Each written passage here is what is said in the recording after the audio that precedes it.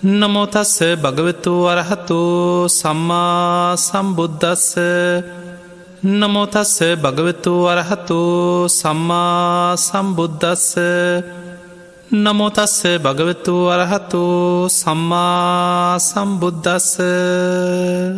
හැම දෙනාටම තෙරුවන් සරණ ප්‍රාර්ථනා කරමින් ඔබේ ජීවිතයට වැදගත්ම ධර්ම කාරණා රැසක් ශ්‍රවණය කරන්නයි ඔබ හැම දෙනාම සූදානමින් ඉන්නේ. ඉතින් ඔබ හැම දෙනාටම ඉතාම වැදගත් මාතෘකා පෙළක් යටතේ අද දවසේ මේ ධර්ම දේශනාව අපි සිදු කරන්නට දෙනවා.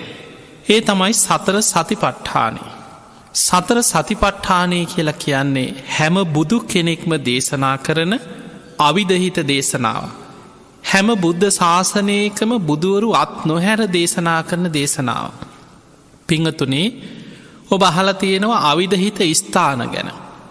සියලු බුදුරජාණන් වහන්සේලා පරිහරණය කරන අත් නොහැර සේවනය කරන ස්ථාන. ඒ තමයි හැම බුදු කෙනෙක්ම සම්බුද්ධත්වයට පත්වෙන්නේ බුද්ධගයා වජිරාසන මූලෙමයි. ඒ භූමිය බුදුවරු අනුව වෙනස් වෙන්නේ නෑ කියල සඳහන් වෙනවා. හැම බුදු කෙනෙක් වෙනුවෙන්ම ඒ ස්ථානයම සකස් වෙනවා. ඒ භූමියෙන්මයි බෝ අංකුරේ පහළ වෙන්නේ බෝසතාණන් වහන්සේ මවකුසින් බිහිවෙන මොහොතෙම. ඊළඟට හැම බුදුරජාණන් වහන්සේ නමක්ම ප්‍රථම ධර්ම දේශනාව සිදු කරන්නේ අවිදහිත දේශනාව. ඒ දේශනාව සිදු කරන්නෙත් අවිදහිත පුුණ්‍ය භූමියක් මත වැඩ සිටිමින්. අද අපි දඹදිව ඉසිපතන මිගදාය කියලා හඳුන්වන භූමිය හැම බුදු කෙනෙක්ම ප්‍රථම ධර්ම දේශනාව සිදු කරපු භූමිය. ඊළඟට සියලු බුදුරජාණන් වහන්සේලා දිවියලෝකෙට වැඩම කරලා අභිධර්ම දේශනාව සිදු කරලා දෙව්ලොවින් මනුලොවට වැඩම කරන්නේ ලෝක විවරණ මහා ප්‍රාතිහාරයක් සිදු කරගෙන. ඒ වැඩම කරලා සිරිපතුල තබන්නේ එකම තැනක. අද අපි හඳුන්වන්නේ සංකස්ස භූමිය කියලා. ඒ දඹදිව සංකස්ස පුුණ්‍ය භූමිය. බුදුවරු අනුව වෙනස් නොවෙන භූමියක් අවිදහිත තැන. ඊළඟට සියලු බුදුරජාණන් වහන්සේලා වැඩිම කාලයක් වැඩඉන්න හැම බුදු කෙනෙක් වෙනුවෙන්ම ආරාමයක් ඉදිවන මේ ලෝකෙ පුුණ්‍ය භූමියක් තියෙනවා.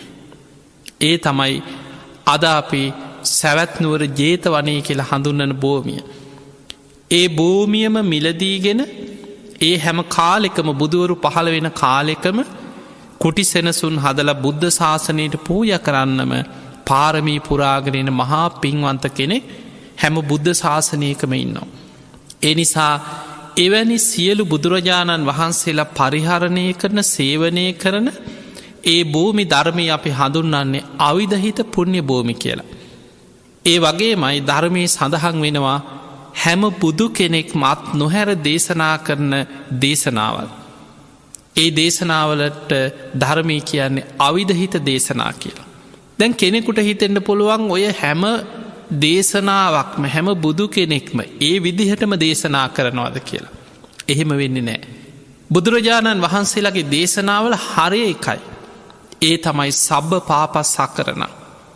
සියලු පාපි අකුසල් වලින් වැළැක්වීම. කුසලස් උපසම්පදා කුසල් දහම් දියුණු කිරීම. සචිත්ත පරියෝදපනත් තමන්ගේ හිත දමනය කිරීම. ඒ තම් බුද්ධානු ශාසන. මේක තමයි බුදුරජාණන් වහන්සේලාගේ අනුශාසනාවල ඉලක්කය. එතකොට ඒ ඉලක්කය තුළ පිහිටල හැම බුදු කෙනෙක්ගෙම සම්බුදු කෘත්තිය එකයි. ඒ තමයි අවබෝධ කරගන්න ඒ චතුරාරි සත්‍ය ධර්මය සත්‍යඥාන කෘත්තිඥාන කෘතඥාන වසයෙන් බෝධි මූලයේදී අවබෝධ කරගන්නේ චතුරාරි සත්‍ය ධර්මය ලෝකයාට දේශනා කරලා භික්‍ෂු භික්‍ෂුණී උපාසක උපාසිකා කෙන සිව්වනක් පිරිස ඒ හැම බුද්ධ ශාසනයකම පහළ වෙනවා. ඒ අය මේ ධර්මය ගැන ව්‍යක්ත විසරද බහුශ්ෘත ධර්මදරාය බවට පත්වෙලා ධම්මානු දම්ම ප්‍රතිපදාවේදිලා සාමීචි පටිපන්න අනුධම්මචාරී ශ්‍රාවකයන් බවට පත්වෙලා බුද්ධ ශාසනයේ බබලවන්න මේ ධර්මයම බුදු කෙනෙක්ගේ චතුරාරි සත්‍ය ධර්මයම ලෝකෙට දේශනා කරමින් ශ්‍රාවකයන් ධර්මය බබලවන්න දක්ෂ වෙනකං පිරිනිවන් පාන්නෑ කියල බුදුරජාණන් වහන්සේ පාපී මාරයට කීප වතාවක්ම දේශනා කරන. ඒක තමයි බුදුරජාණන් වහන්සේ නමකගේ සම්බුදු කෘත්‍යය. ඒ කෘත්‍යය ඉටු කරද්දී. අපි දන්නවා ඒ බුදුරජාණන් වහන්සේලා පහළ වෙන කාලවල ඒ සමාජවල ජීවත්වෙන මිනිස්සුන්ගේ වෙනස්කන් තියෙන. ඒ අයගේ ජීවන් රටාවල් වල වෙනස්කන් තියෙන. ඒ බුදුරජාණන් වහන්සේලාට මුණ ගැහෙන මිනිස්සු ඒ වගේම ඒ ශාසනවල ශ්‍රාවකයන් එතකොට මේ අයගේ ලොකු වෙනස්කන් තියෙනවා. දැන් අපේ බුදුරජාණන් වහන්සේ වඩිනකොට උන්වහන්සේට මුණ ගැහිච්ච කෙනාම පෙරබුදු හාමුදුරන්ටත් ඒ විදිහට මුණ ගැහුන්නේ එහෙම දෙයක් නෑ. ඒ කාලවල පරිසරය පුද්ගලයෝ මිනිස්සු ඒ ගම්බිංවල නංගොත් ඒව වෙනස්කන් තියෙන. හැබැයි ඒ දේශන අතර ඒ අයට ගැලපෙන විදිහට තමයි බුදුරජාණන් වහන්සේ දේශනා කරන්න. දැන් අපි ගත්තොත් බුදුරජාණන් වහන්සේ බණ කියනකොට බුදුරජාණන් වහන්සේ හැමදාම මහා කරුණා සමාපත්තයේ ලෝකෙ දිහා බලනව කාට දදමං පිහිටවෙන්. කවුද අද දවසේ ධර්මය අවබෝධ කරන්න පින් ඇති අය කොහෙද ඉන්නේ. ඒ අය හොයාගෙන යොදුන් ගනම් බුදුරජාණන් වහන්සේ වඩිනවා.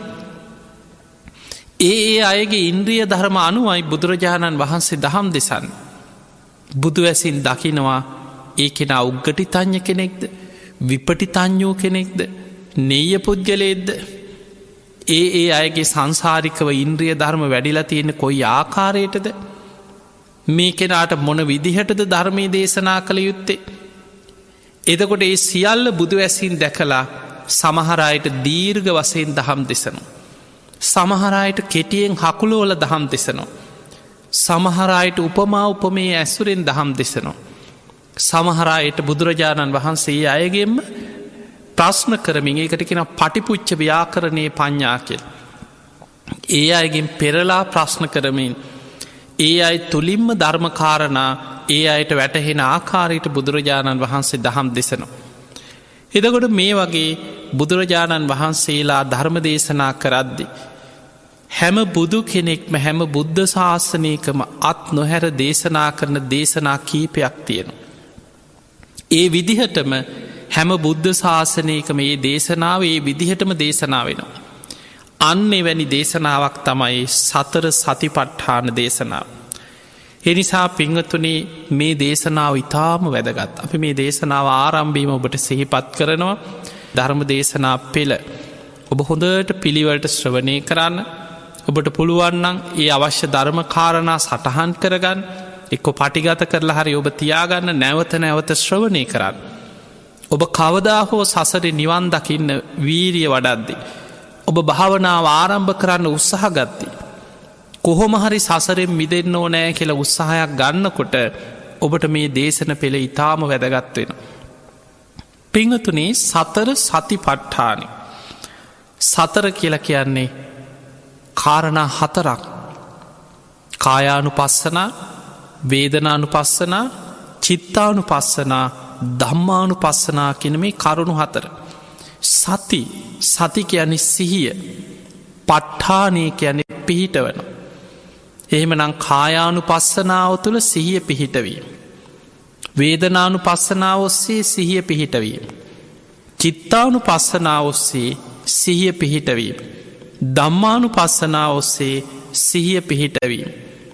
මෙන්න මේ ආකාර හතරකින් සිහිය පිහිටවලා සිහිය දියුණු කරගන්න ක්‍රමය තමයි සතර සතිපට්ඨානය තුළ සඳහන් වෙන්. මේ සතර සතිපට්ඨානි බුද්ධ ශාසනයේ පුරාම ධර්මාවබෝධය පිණිස බොහෝ තැන්වල යෙදෙනවා. එක නමින් යෙදෙනවා සිහිය ගැන.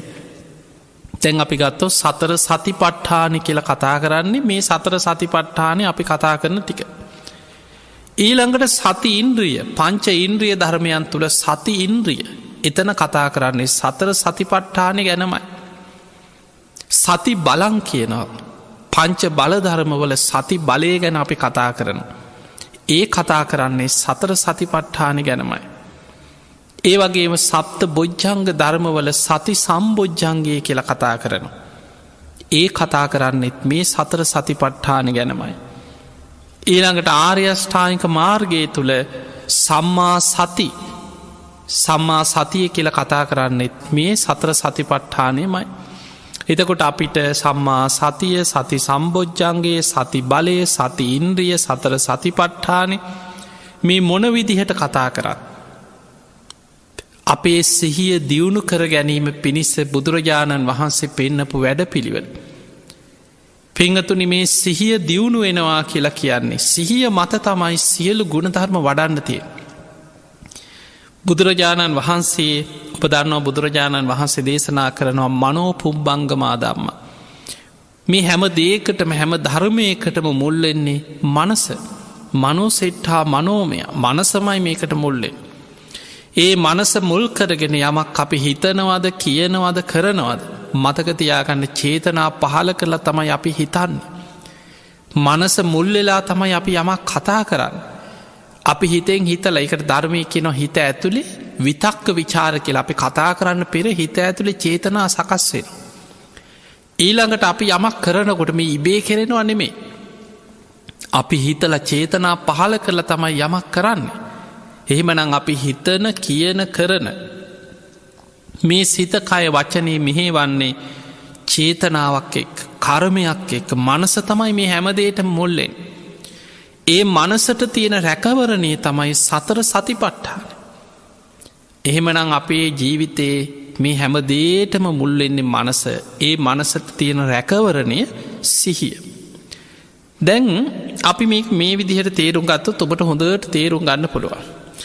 ධර්මයේ සඳහන් වෙනවා උන්නාභ කියලා බමුණෙක් දවසක් බුදුරජාණන් වහන්සේ මුණ ගැහිලා මෙන්න මෙහෙම ප්‍රශ්නයක් අහනව බුදුරජාණන් වහන්සේගේ. ස්වාමීනි භාග්‍යතුන් වහන්ස එකිනෙකට වෙන වෙනම ගෝචර විෂයන් නැති පංච ඉන්ද්‍රයන්ට පිළිසරණ මොකක්ද කියලා හෝ. ඔන්න ඔබ හොඳට ප්‍රශ්නය තේරුම් ගන්න එකිනෙකට වෙන වෙනම ගෝචර විෂයන් නැති පංච ඉන්ද්‍රයන්ට පිළිසරණ මොකක්ද. පංච ඉන්ද්‍රයන්.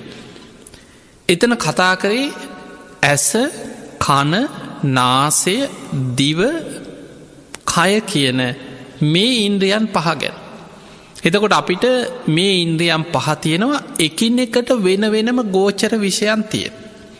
ඇහැට ගෝචර වෙන්නේ රූප.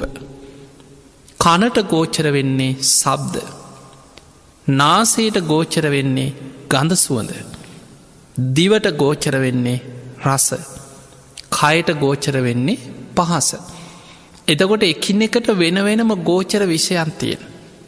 මේ පහට තියෙන පිළිසරණ මොකක්ද කියලා බුදුරජාණන් වහන්සේගෙන් අහන. බුදුරජාණන් වහන්සේ වදාළ උන්නාභ ඔහුගේ නම තමයි උන්නාභ. උන්නාභ එකිනෙකට වෙන වෙනම ගෝචර විෂයන් තියෙන පංච ඉන්ද්‍රයන්ට පිළිසරණ මනසයිකි. දැන් ඔන්න ඔබ හොඳට ඒක තේරුම් ගන්න. එහෙනම් ඇසට පිළිසරණ වෙන්නේ මනස. කනට පිළිසරණ වෙන්නේ මනස. නාසයට පිළිසරණ වෙන්නේ මනස. දිව මනස පිළිසරණ කරගෙන පවතින්. කය මනස පිළිසරණ කරගෙන පවතින්. ඒකට හේතු ඒක මේ වගේ ඒ ඇන ධර්මය සඳහන් වෙනවා පංච ඉන්ද්‍රියන්ගෙන් ගන්න අරමුණු මනස අනුභව කරනවා කියල තව තැනක සඳහන්වෙන්. එකන ඔබ ඇහෙන් දකින දේ මනසෙ තැම් පත්වෙනවා. කනින් අහන දේවල් සියල් මනසෙ තැම් පත්වෙන. නාසයට දැනිච්ච දේවල් මනසෙ තැම් පත්වෙන.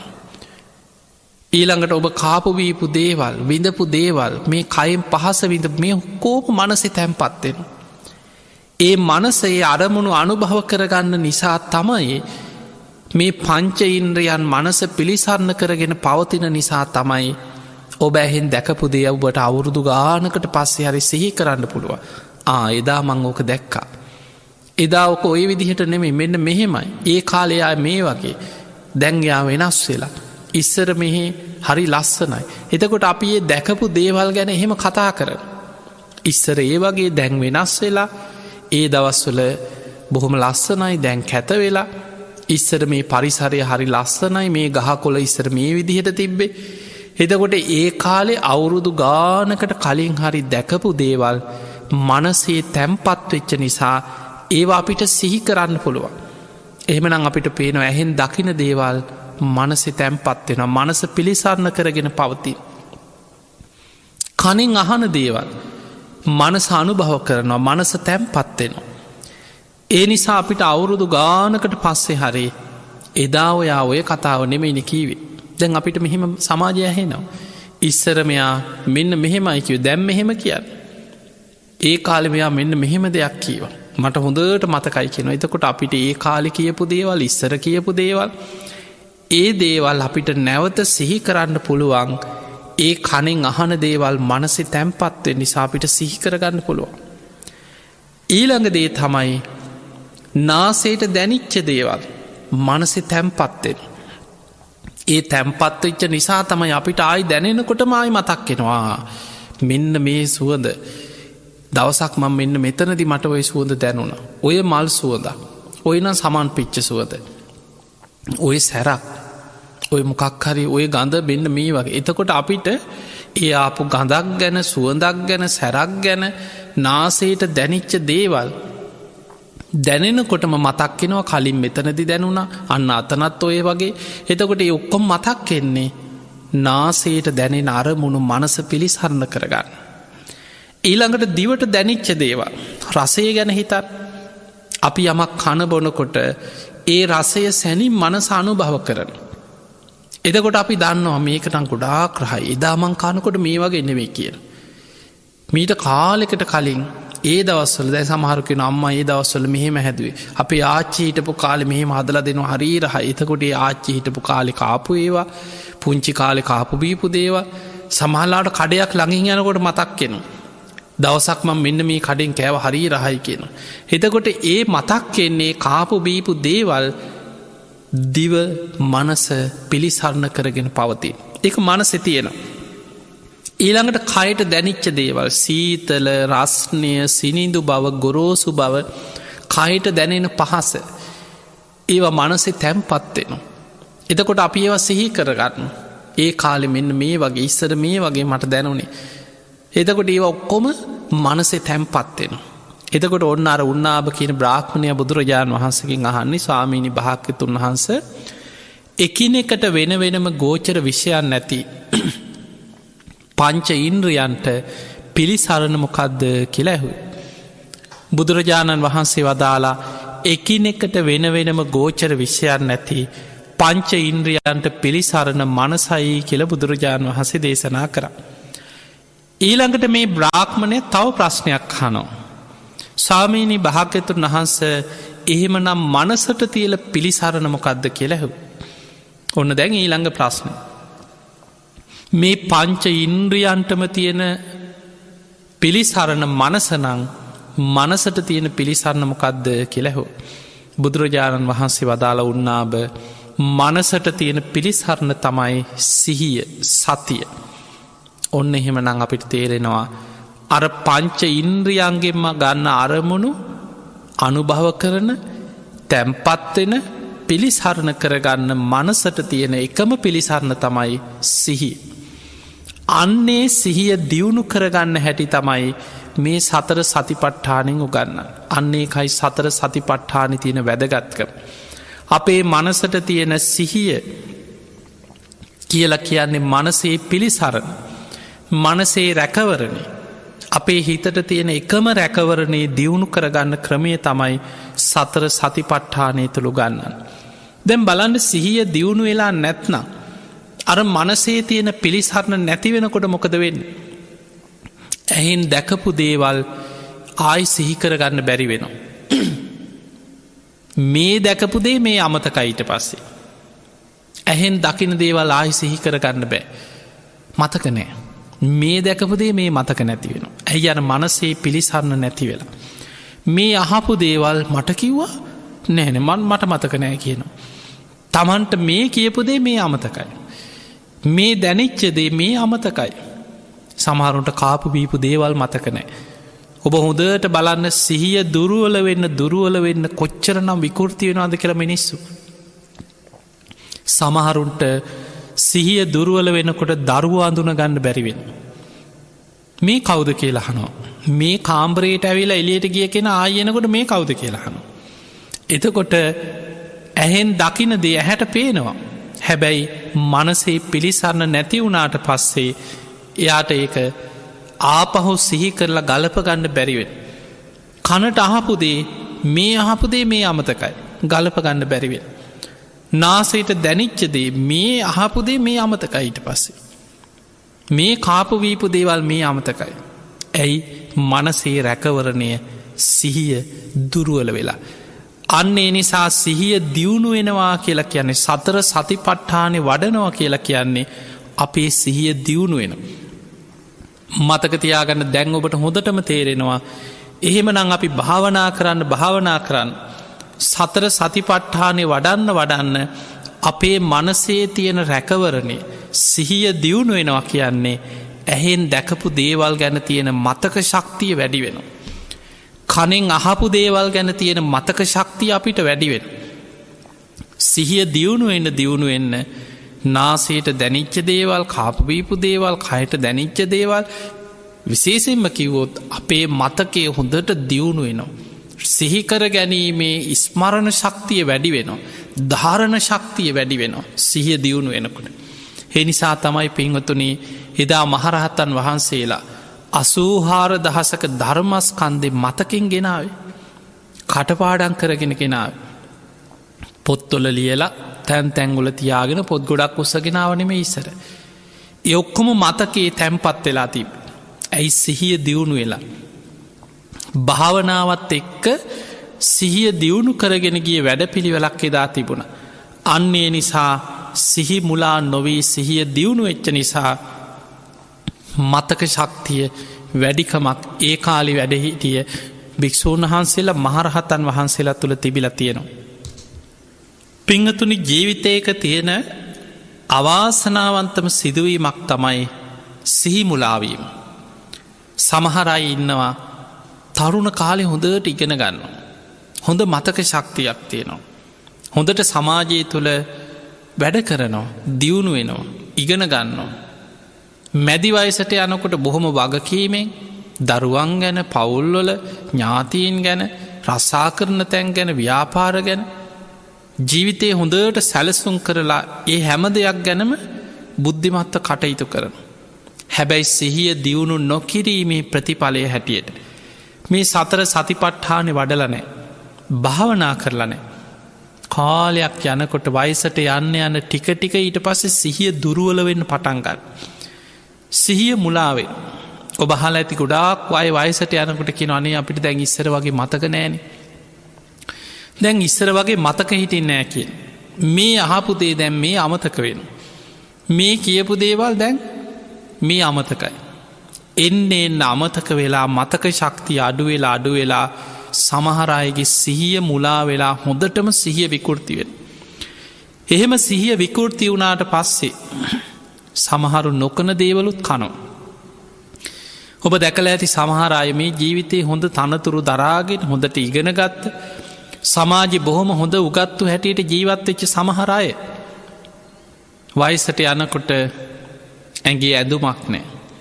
සමහරයි බොහෝම නරක වච්චන පරුස වච්චන එක්කො කෑගහනවා හූතියනවා දෙවනක් කරනවා. සමහරු අසූචි කළ ඇගේ ගාගන්නවා. බිත්තිවල ගානෝ කණබොන දේවල් එක්ක ඇගේ ගාගන්නවා. එතකොට මේ මට්ටමට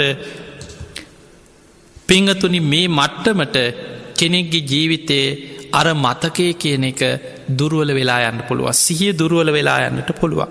අපි බලමු මේ සතර සතිපට්ඨාන දේශනාව බුදුරජාණන් වහන්සේ දේශනා කරපු එදා කාලි ඒ පරිසරය තුළ මිනිස්සු කොච්චරනම් මේ දේශනාව තමන්ගේ ජීවිතයේ ප්‍රයෝජනයට ගත්තද කියලා.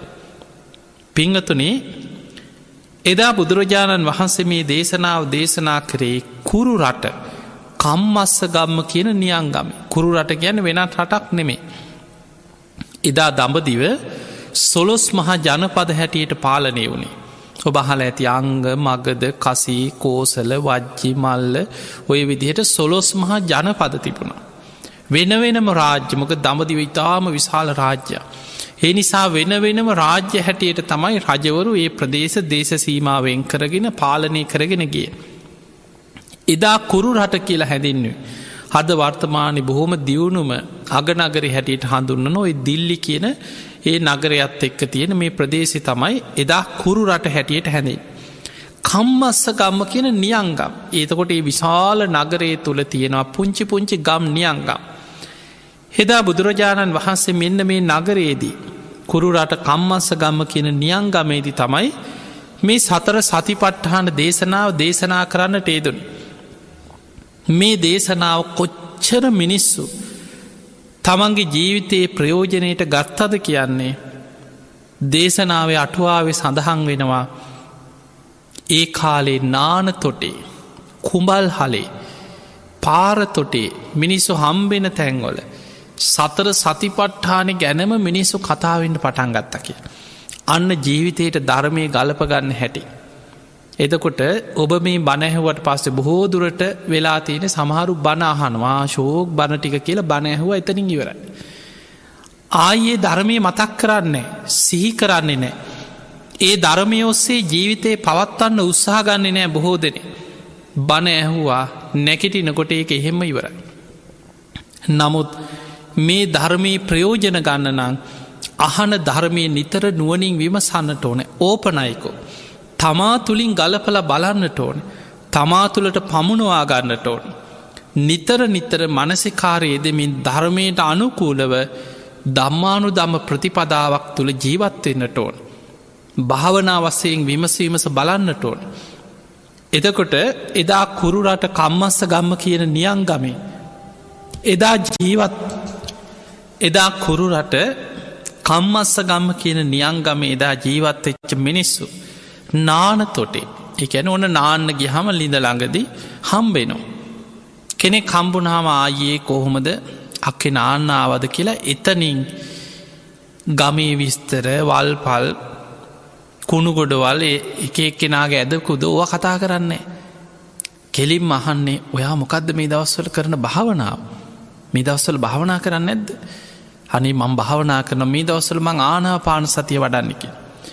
ඊළඟට අනික් කෙනා මං මේ දවස්සල ඉරියාපත භාවනා වඩන්න. හොඳට ඉරියාව ගැන සීය පිහිටවාගෙන මං වැඩක් කරත් ගමනක් ගිය සක්මන් කරත් නාන වෙලාවෙත් මං ඉරියව් තුළ සීය පිහිටවාගෙන අනේ සාදු සාදු කොච්චර දෙයක්ද. එදකොට මේ වගේ නාන තොටේ හම්බෙන අය සතර සතිපට්ඨාන ගැන කෙනො එදා කතා කරේ.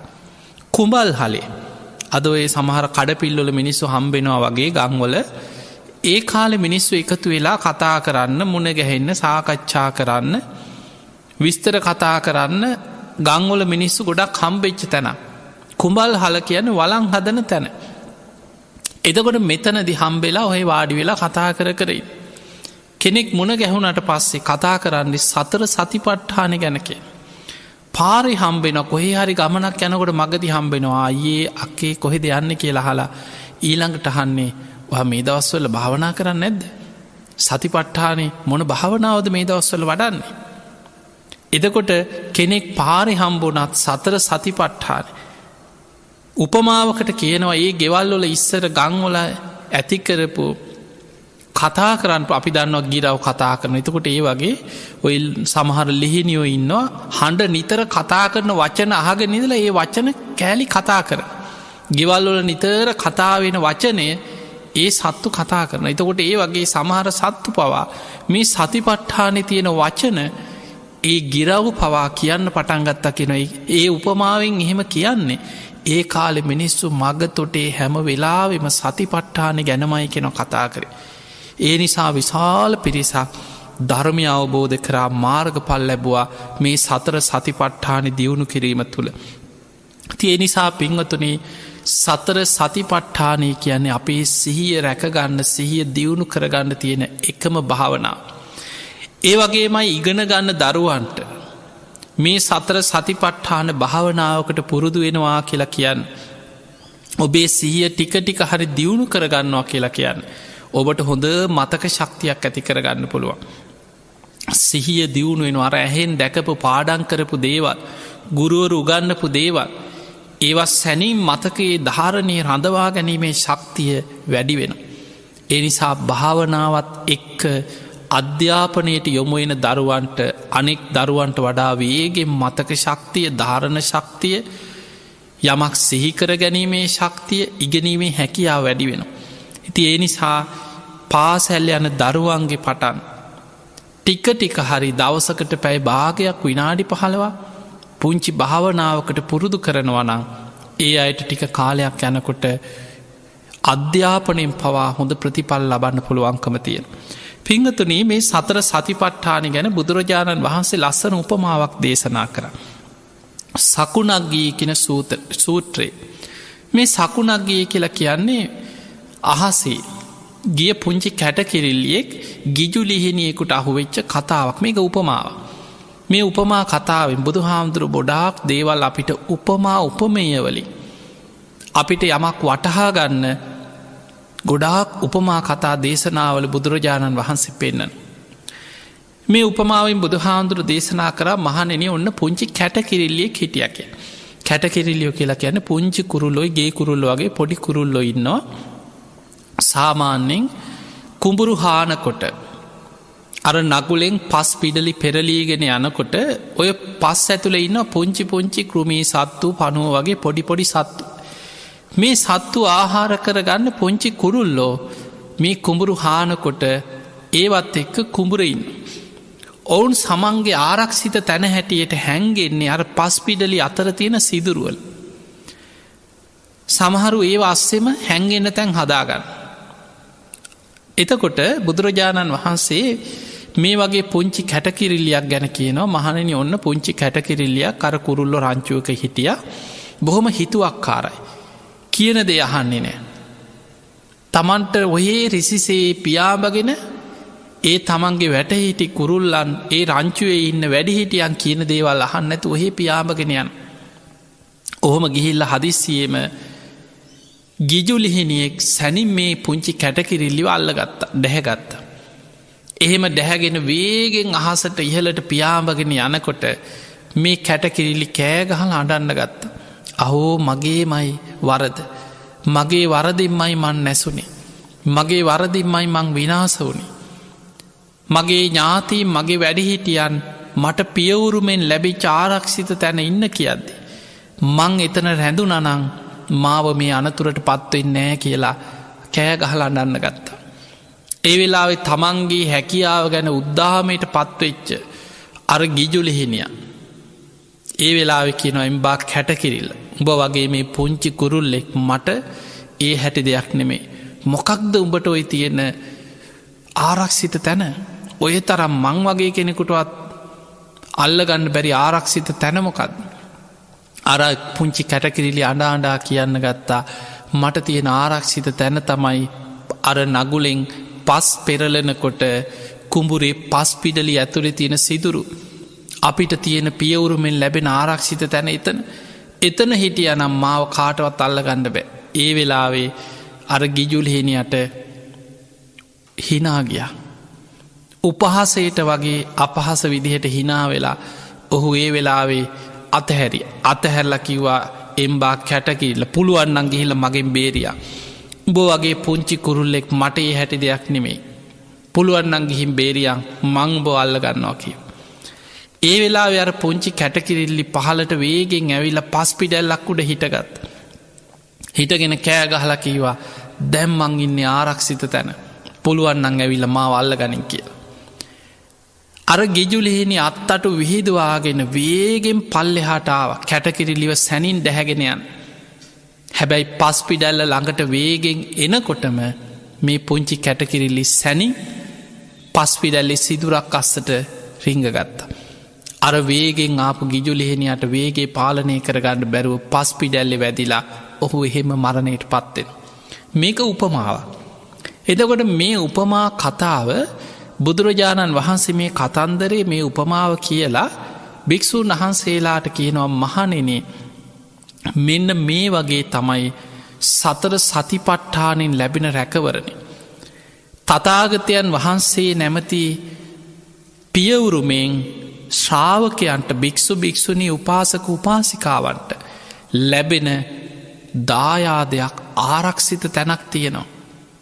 අර ගිජුලීනිය වගේ තමයි මාරයන් නුබවලාව දැහැගන්න බලාගෙන ඉන්නේ. මාර වසගේට ගන්න බලාගෙන ඉන්නේ. ඒ මාර වසගේෙන් ආරක්ෂා වෙලා රැකිලා තමන්ට ආරක්ෂාවෙන්න තියෙන ආරක්ෂිත තැන තමයි සතර සතිපට්ඨාන. සතර සතිපට්ඨානෙන් තමන් ආරක්ෂා වුණේ නැත්නම් මාරයාට නුඹලව ගොදුරක් වෙන්න පුළුවන්.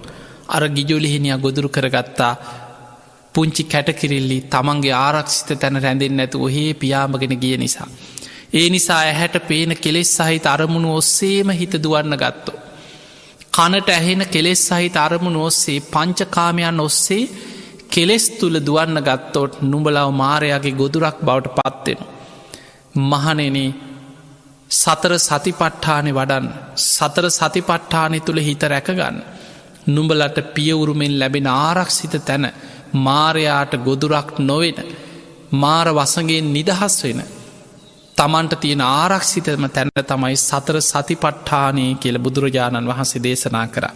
ඒ නිසා පිංහතුනි මේ සතර සතිපට්ඨානයේ අද මේ පළවෙනි දේශනාවෙන් ඔබට සතර සතිපට්ඨානය වටිනාකම ඒ ගැන සම්පූර්ණ සරල දැනුමක් ඔබට ඇති කරලා දෙන්න යදාපි උත්සාහ කරන්න. ඉදිරි දේශනාවල අපි එකින් එක ආනාපාන සතිය වඩන්නේ කොහොමද? ඉරියාපත භාවනාව වඩන්නේ කොහොමද? පිළිකුල් භාවනාව කායගතා සතිය වඩන්නේ කොහොමද? ධාතු මනසිකාරය වඩන්නේ කොහොමද? නවසීවතික භාවනාව වඩන්නේ කොහොමද? එකින් එක අපි ඔබට තේරුම් ගන්න පුළුවන් හැටියට විස්තර කරමින් සතර සතිපට්ඨාන ගැන දේශන පෙළක් ඉදිරියට අපි ඔබට කරනවා. මේ සතර සතිපට්ඨාන දේශනාව බුදුහාන්දුරුව පටන් ගන්න මේ විදිහට. එදා බුදුරජාණන් වහන්සේ මේ දේශනාව ආරම්භ කරද්දි මුලින්ම දේශනා කරේ ඒකායන වයම් භික්කවේ මග්ගෝ. මහනෙන එකම මාර්ගයක් තියෙන. ඒකායන වයම් භික්කවේ එකම මාර්ගයක් තියෙන. සත්තානං විසුද්ධියක්. මේ කෙලෙස්වලින් වැහිලා අපිරිසිදු වෙලා ඉන්න සත්වයන්ගේ හිත් කෙලෙසුන්ගෙන් පිරිසිදු කරගන්න. සෝක පරිද්ධවානන් සමතික්කමයි. සෝක වැලපීම් වලින් නිදහස්වෙන්න. දුක්ක දෝමනස්සානං අත්හංගමයි. කායික මානසික දුක්දොම්නස් වලින් නිදහස්වෙන්න. නිබ්බානස්ස සච්චි කිරියාය. නිවන සාක්ෂාත් කරගන්න එකම මාර්ගයක් තියෙන. ඒ දම ඒ යදිදන් චත්තාරෝ සතිපට්ඨාන. ඒ තමයි සතර සතිපට්ඨානය කියලා තමයි බුදුරජාණන් වහන්සේ මේ දේශනාව ආරම්භ කරන්නට ඉදුන්. එහෙමනම් සතර සතිපට්ඨාන දේශනාව බුදුරජාණන් වහන්සේ හඳුන්නල දෙන්නෙම ඒකායන වයම් භික්කවේ මග්ගෝ. මේ තමයි නිවනට තියෙන එකම මාර්ගය. සත්තානං විසුද්ධිය. සත්‍යයන්ගේ හිත් කෙලෙසුන්ගෙන් පිරිසිදු කරගන්න. කෙලෙස්වලින් රාග දේශ මෝහාදී කෙලෙසුන්ගෙන් අපිරිසිදු වෙලා තියෙන හිත් කෙලෙසුන්ගෙන් පිරිසිදු කරගන්න. සෝක වැලපීම්වලින් නිදහස් වෙන්න. දුක් දොම්නස් වලින් කායික මානසික දුක් දොම්නස් වලින් නිදහස්වෙන්. නිබ්භානස්ස සච්චි කිරියාය නිවන සාක්ෂාත් කරගන්න. තියෙන එකම මාර්ගයේ සතර සතිපට්ඨාන හැටියටයි බුදුරජාණන් වහන්සේ දේශනා කරේ.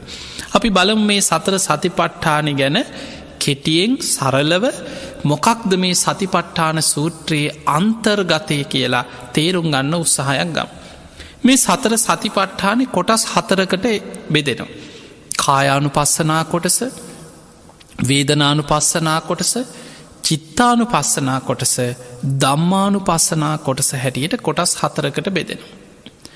එතකොට අපි මුලින් තේරුම් ගත්තා සති කියන්නේ සිහිය. සිහිය පිහිටවල සිහිය දියුණු කරගන්න ක්‍රම තමයි මේ කොටස් 4ෙම තියෙන. කායානුපස්සනාව කියන්නේ කය මුල් කරගෙන සිහිය පිහිටවල සිහිය දියුණු කරගන්නා වූ භාවනා ක්‍රම කීපයක්ම තියෙන. කය කියලා කියන්නේ සතර මහා ධාතුන්ගෙන් හටගත්ත මේ රූපකය. අපි මේකට ධර්මය කියන රූපය කියල. බුදුරජාණන් වහන්සේ රූපය විස්තර කරේ මහනෙන කණු 4ක් හිටවලා වරිච්චි බැඳලා උළුවස්සක් ජනේලයක් තියලා මැටි ගහලා වහලයක් සෙවිල්ලලා ඊට පස්සේ කොලාතුවලින් හරි පොල්ලතුවලින් හරි වහලේ වහලා ඔක්කෝම ඉවර වුණාට පස්සේ අපි මේකට කියන්නේ ගේ කියල. හැබැයි අපි කලින් කියන්නේ ලී කෑලි මැටි ඔය පොල්ලතු අපි එක වචන දුන්නට මේ ඔක්කොම එකතුනාට පස්සේ අපි කියනවා ගේ කියලා. ඒ වගේ තමයි ඇට සැකිල්ලක් මස්ලේවලින් වැහිලා නහරවැල්ලොලින් එතිලා හමකින් වැහුණට පස්සේ අපි කියනවා රූපය කියල. එදකොට මේක ඇතුළෙ තියෙන්නේ සතර මහා ධාතුන්ගෙන් හටගත් පටවි ධාතු කොටස් ගොඩක් දිය වෙලා වැගිරිලා යන ආපෝධාතු කොටස් තේජෝ වායෝ කෙන සතර මහා ධාතුන්ගෙන් හටගත්ත රූපයක්. එතකොට මේ ඔක්කෝම කොටස් ටික එකතු වෙලා දෙතිස් කුණප කොටස් හැටියට සතර මහා ධාතුම හැටියට ගත්තහම ධාතු කොටස් 42කට ධර්මය විස්තර වෙන.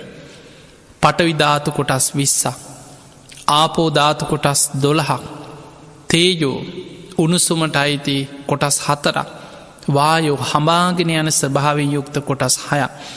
එතකොට මේ ඔක්කෝම එකතු වුණාට පස්සේ අපි රූපය කියලා කියන. එතකොට මෙන්න මේ රූපයේ සතර මහා ධාතුන්ගෙන් හටගත්ත මේ ශරීරයේ මුල් කරගෙන අපි ඒක යථා ස්වභාවය විමසමින් ඒ රූපේම හිත පිහිටවල සිහිය පිහිටවල සිහිය දියුණු කරන්න පුළුවන් භාවනා ක්‍රම කීපයක් තියෙන. ඒ තමයි කායානුපස්සනා භාවනාව. එතකොට ආනාපාන සති කොටස කායානුපස්සනාවේ තියෙන මුල්ම භාවනාව තමයි ආනාපාන සතිය. ආනාපාන සතිය හුස්ම රැල්ල මුල් කරගෙන එතනත් අර සතර මහා ධාතුන්ගෙන් වායෝ ධාතුවේ ආස්වාස ප්‍රස්වාස වාතා. එහෙමනම් කයත් එක්කම මේ රූපයත් එක්කම බැඳිච්ච දෙයක් තමයි ආස්වාස ප්‍රස්වාස. ශරීරයට පිටින් තියෙන එකක් නෙමෙයි. එනිසා ධර්මයේ හඳුන්වනවා කාය සංඛාර කියලා. ආස්වාස ප්‍රස්වාස. මෙන්න මේ ආස්වාස ප්‍රස්වාස හුස්ම රැල්ල මුල් කරගෙන මේ හුස්ම රැල්ල අපේ කයත් එක්ක බැඳී පවතින ආකාරය හොඳට තේරුම් ගනිමින් හුස්ම රැල්ලේම හිත පිහිටවාගෙන ඒ තුළ හිත එකඟ කරගෙන හිත දියුණු කරගන්න භාවනා ක්‍රමයක් තියෙන. ඒ භාවනාවට තමයි අපි කියන්නේ ආනාපාන සති භාවනාව කියලා. බොහෝම ප්‍රණීත භාවනාව. සියලු බුදුරජාණන් වහන්සේලා බුද්ධත්වයට පත්වෙන්න උපයෝගි කරගන්න වටිනාම භාවනාව ආනාපාන සති භාවනාව.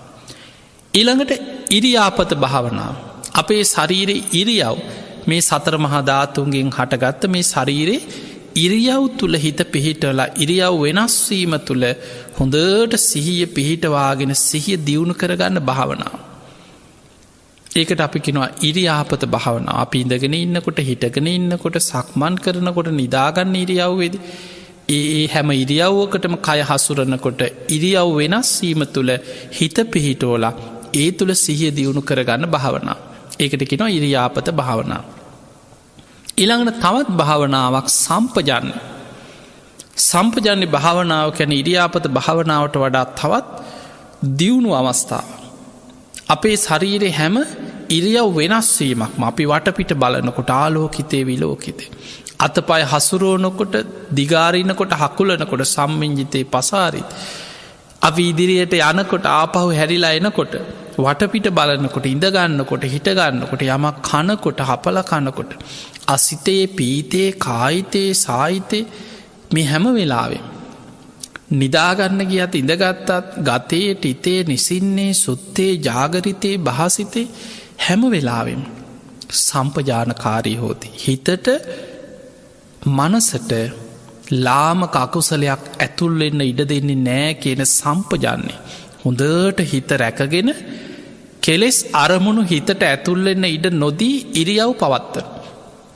අපේ ජීවිතය අපි එදිනෙදා සිදු කරන හැම ඉරියව් වෙනස්වීමක් තුළම හිත රැකගන්නවා මගේ හිතට නම් ලාමක අකුසලයකට රිංගන්න දෙන්න ඇතුල් වෙන්න දෙන්න කියලා හිත දියුණු කරගන්න භාවනා. ඒකට කියනවා සම්පජන්‍ය භාවනා. ඊළඟට අපි දන්නවා පිළිකුල් භාවනාව කියන. ඒකට තවත් වචන තියෙනවා කායගතා සති භාවනාව අසුභ භාවනාව. මේ ශරීරයේ සතර මහා ධාතුන්ගෙන් කොටස් දෙකක් ගන්න. පටවිධාතු කොටස් 20යි ආපෝධාතු කොටස් 12යි. අපි වටිකෙන දෙතිස් කුණුප කොටස්. මේ දෙතිස් කුණුප කොටස් වල එකින් එක ඒක යථාස භාවය විමස බලන. කෙස්වල රෝමකූපවල නියපොතු දත් සම මස් නහර එකින් එක විමස ඒවැ යථාස භාවය මෙනෙහි කරමින් බලන භාවන. ඒකට කෙන කායගතා සති එමනත්නම් පිළිකුල් භාවනාව අසුභ භාවනාව මේ කය මුල් කරගෙනව තමයි දෙතිස් කුණුප කොටස් වල යථාස භාවය මෙනෙහි කරලා ඒ තුළත් හිත දියුණු වෙනවා හිත වැඩෙන. ඊළඟ භාවනාව කායානුපස්සනාවේ ධාතු මනසිකාර භාවනාව. ධාතු මනසිකාරය අර රූපය හටගත්ත සතර මහා ධාතු වෙන වෙනම වෙන් කර කර බලන. අපි අර මුලින් කතා කර කණු හිටවල වරිච්චි බැඳලා එතකොට වහලයක් ගහලා සම්පූර්ණ අපි ගේ කියන ඒ වගේ ඇට සැකිල්ලක් නහරවැල්වලින් ඉතිලා මස්ලේ තැවරිලා හමකින් වැහුණට පස්සේ අපි රූපය කියලා කියන. එතකොට මේ රූපය හටගත්ත මූලිකම සතර මහා ධාතු කොටස් පඨවි ආපෝ තේජෝ වායෝ හැටියට ගත්තාම කොටස් 42ක් බුදුහාඳුරුවෝ අපිට පෙන්වනවා. පඨවි ධාතු පස් වෙලා යන ස්වභාවයෙන් යුක්ත දේවල් 20ක්. දිය වෙලා වැගිරිලා යන ස්වභාවයෙන් යුක්ත දේවල් 12ක් ආපෝ ධාතු. උණුසුමට අයිති දේවල් තේජෝ ධාතු. හමාගෙන යන දේවල් වායෝ ධාතු. එතකොට මේ ඔක්කොම ගත්තාම 42ක් තියෙනවා. හැබැයි මතක තියාගන්න මේ හැම කොටසක්ම හැදෙන්නේ සතර මහා ධාතුන්ගෙන්මයි. හැබැයි ඒවැ පඨවි ස්වභාවයේ වැඩි නම් අපි කියනවා පඨවි ධාතු. ආපෝ ස්වභාවයේ වැඩි නම් ආපෝ ධාතු. තේජෝ ස්වභාවයේ වැඩි නම් තේජෝ ධාතු. එතකොට මේ සතර මහා ධාතුන්ගේ කය තුල තියෙන සතර මහා ධාතු බාහිර සතර මහා ධාතු අනුව ගලපා බලමින් කරන භාවනාව. ඒකට කියනවා ධාතු මනසිකාර භාවනාව. හොඳට හිත දියුණු වෙන භාවනාව. ඊළඟට කෙනෙක් මැරුණට පස්සේ අපේ ශරීරයක් කුණුවෙවි පොළොවටම පස්වෙලා යන තැන දක්වාම අවස්ථා 9ක් අරගෙන ඒ අවස්ථා 9 තුළම අපේ ශරීරය අනුව ගලපනවා. කෙනෙක් මිය ගිහිල්ලා දවස් 3-4ක් යනකොට ශරීරයට වෙන දේ මගේ ශරීරයටත් ඔය ඉරණම්මයි. කෙනෙක් මිය ගිහිල්ලා සතියක් විතර යනකොට ශරීරයට වෙන දේ මගේ ශරීරයත් මැරුණට පස්සේ සතියක් වගේ යනකොට ඔය දේමයි. කෙනෙක් මිය ගිහිල්ලා සති 2-3ක් යනකොට වෙන. එතකොට ඒ විදිහට අන්තිමට කුණු වෙලා සම්පූර්ණයෙන්ම දිය වෙලා ඇට සැකිල්ල මතු වෙලා ඇට සැකිල්ලත් වෙන වෙනම වෙන් වෙලා හිස් කබල බෙල්ලයට උරහිස් ඇට කොඳු ඇට වෙන වෙනම ගැලවිලා තැන් තැන් වල ඒවා දිරදිරා පස් වෙලා අවසන් වෙන තැන දක්වාම අවස්ථා 9ක් යටතේ තමන්ගේ ශරීරයටත් මේ ඉරණමම වෙනවා කියලා ගල්ප බලනවා. ඒකට අපි කියනවා නව සීවතික භාවනා. එතකොට ඔන්න ඔය භාවනා ක්‍රම කීපේම කායානුපස්සනා කියන කොටසට අයිති වෙනවා. සතර මහා ධාතුන්ගෙන් හටගත්ත කයේ ස්වභාවය අනුව තමයි මේ භාවනා ටික වඩන්නේ. සතර සතිපට්ඨානේ කායානුපස්සනා කොටස. ඊළඟට තියෙනවා වේදනානුපස්සන. අපිට විඳීම් ඇති වෙනවා. මේ විඳීම් ඇති වෙන ස්පර්ශ නිසා ඇහැයි රූපයයි විඥානය එකතු වෙනකොට ඇහි ස්පර්ශයෙන් විඳීමක් උපදින. කනේ ස්පර්ශයෙන් විඳීම් ඇති වෙනවා. නාසයේ ස්පර්ශයෙන් විඳීම් ඇති වෙනවා. දිවේ ස්පර්ශයෙන් විඳීම් ඇති වෙනවා. කයේ ස්පර්ශයෙන් මනසේ ස්පර්ශයෙන් විඳීම් ඇති වෙනවා. ඒ විඳීම සැප විඳීම් දුක් විඳීම් දුක් සැප රහිත විඳීම් හැටියට 3 ආකාරයකට විඳීම අපි තුල උපදින. අන්නේ විඳීම හටගන්න ආකාරය ස්පර්ශයෙන් හටගන්න විඳීම ස්පර්ශ වෙනස් වෙනකොට වෙනස් වෙන ආකාරය හොඳට තේරුම් ගනිමින් ඒ වේදනාව තුළ හිත පිහිටවාගෙන හිත වඩන භාවනා ක්‍රමය. ඒකට කියනවා වේදනානුපස්සනා සතිපට්ඨාන. අපි ගැඹුරින් ඉස්සරහට කතා කරනවා. ඊළඟට තවත් ක්‍රමයක් තමයි චිත්තානුපස්සනා. අපේ හිත මේ හිතට එන හැම සිතුවිල්ලක්ම හොඳ සිහියෙන් දකිනවා හිතේ හටගන්න සිතුවිලිවල ස්වභාවය. සමහර වෙලාවට රාග සිතුවිලි වෙනවා. රාගංවා චිත්තං රාගං චිත්තන්ති පජානාති. එතකොට රාග සිතුවිල්ලක් කියලා හොඳට හිතේ සිතුවිල්ල තේරුම් ගන්න. ඊළඟට වීතරාගී සිතුවිල්ලක් නම් හිතට ද්වේෂ සිතුවිලි මෝහ සිතුවිලි හිත විසිරෙනවා. වික්කිත්තංවා චිත්තං වික්කිත්තං චිත්තන්ති පජාන. විසිරෙන හිත විසිරෙනවා කියලා දකින්න. හිත හැකිලිලා තමා තුළ යටපත් වෙලා සමාධිගත වෙලා විමුක්තියට පත්වෙලාද මේ හිතේ හටගන්න හැම සිතුවිල්ලක් හැම වෙනස්කමක්ම හොඳට හිත දිහා සිහියෙන් බලාගෙන හිතේ ස්වභාවය දකින කෙනා හොඳට තේරුම් ගන්නවා. තේරුම් අරගෙන හිත දමනය කරගෙන ඒ තුළ හිත දියුණු කරගන්න. ඉතාම වැදගත් භාවනාවක් චිත්තානුපස්සනා කොටස. ඊළඟට ධම්මානුපස්සනාව යටසේ කොටස් කීපයක් තියෙන. ධම්මානුපස්සනාව යෝනිසෝ මනසිකාරය තුළ මේ ධම්මානුපස්සනාව වැඩෙන. අපේ විමසීමේ ප්‍රබලත්වය යෝනිසෝ මනසිකාරය තුළ පළවෙනියට තියෙන පංච නීවරණ. පංච නීවරණ කියන්නේ ප්‍රහාණය කළ යුතු දෙයක්. හිතේ සමාධියට ඒකාග්‍රතාවයට බාධාවෙන්නේ පංච නීවරණ. ඊළඟට චතුරාර්ය සත්‍යය අවබෝධ කළ යුතුදේ. ඊළඟට සප්ත බොජ්ජංග කොටස. එතකොට ඔය විදිහට පංච උපාදානස්කන්ධ මේ විදිහට අපිට අවබෝධ කරගත යුතු කොටස් ටික පංච නීවරණ පංච උපාදානස්කන්ධ ආයතන කොටස තියෙන ආයතන 6 ගැන චතුරාර්ය සත්‍ය සප්ත බොජ්ජංග එතකොට මේ අවබෝධ කළ යුතු නුවණින් විමසලා ධර්මාවබෝධයේ පිණිස අවබෝධ කළ යුතු කොටස් ටික. එතකොට මෙන්න මේ හැම කොටසක්ම සිහිය පිහිටෝල අපේ සිහිය තුළ සතිපට්ඨානෙ වඩනවා කියන්නේ සිහිය දියුණුවෙමි. හිතේ ඒකාග්‍රතාවේ සමාධිය ප්‍රඥාව දෙකම මේ තුළ වැඩෙන. එනිසා ධර්මාවබෝධයට තියෙන මග තමයි සතර සතිපට්ඨානෙ වැඩීම. බලන්න බුදුරජාණන් වහන්සේ මේ දේශනාව ආරම්භ කිරීම ඒකායන වයම් භික්කවේ මග්ගෝ මහණෙනි එකම මාර්ගයක් තියෙන. සත්‍යයන්ට කෙලෙසුන්ගෙන් පිරිසිදු භාවයට පත්වෙන්න කායික මානසික දුක්දොම්නස් වලින් නිදහස්වෙන්න නිබ්බානස්ස සච්චිකිරියාය නිවන සාක්ෂාත් කරගන්න ඒ පිණිස තියෙන එකම මාර්ගය යදිදං චත්තාරෝ සතිපට්ඨාන මේ සතර සතිපට්ඨාන අන්න එහෙමනම් මේ සතිපට්ඨානේ දවසින් දවස ටික ටික හරි දියුණු කරගන්න අපි කවදා හරි නිවන් දකිනවන බොහෝ දෙන කනේ කොහොම හරි නිවන් දකින්න ඕන අනේ සෝවාන්වත් වෙන්න ඕනෑ කියලා හිතනවා කියනවා හැබැයි ඔබ කවදහරි නිවන් දකිනවන ඔබට ඊට අදාළ සියලු දේවල් කැටිවෙච්ච වටිනාම ඔබ දියුණු කළ යුතු වැදගත්ම දේශනාව තමයි සතර සතිපට්ඨාන. ඒ නිසා ඔබට මේ දේශනා පෙළ ඔබේ ජීවිතයට ධර්මාවබෝධය පිණිසම උපකාර වෙන ඔබට නිවන් අවබෝධයේ පිණිසම කල්්‍යාන මිත්‍රයෙක් හැටියට ඒ නිවන් මගට ඔබට උපකාරවෙන පිරිසිදු ශ්‍රී සද්ධර්මය ඇතුළත් මේ දේශනා පෙළ හොඳට ශ්‍රවණය කරන්න විමසන්න ධාරණය කරගන්න යෝනිසෝ මනසිකාරය දෙන්න ඒ භාවනාවල් ටික ටික හරි පුරුදු කරගෙන ධර්මාවබෝධයට වීරිය වඩන්. ඒ පිණිස ඔබ හැම දෙනාටම මේ ධර්මානුශාසනාව උපකාරවේවා ආශිර්වාදයක්ම වේවා කියලපි ආශිර්වාද කරන.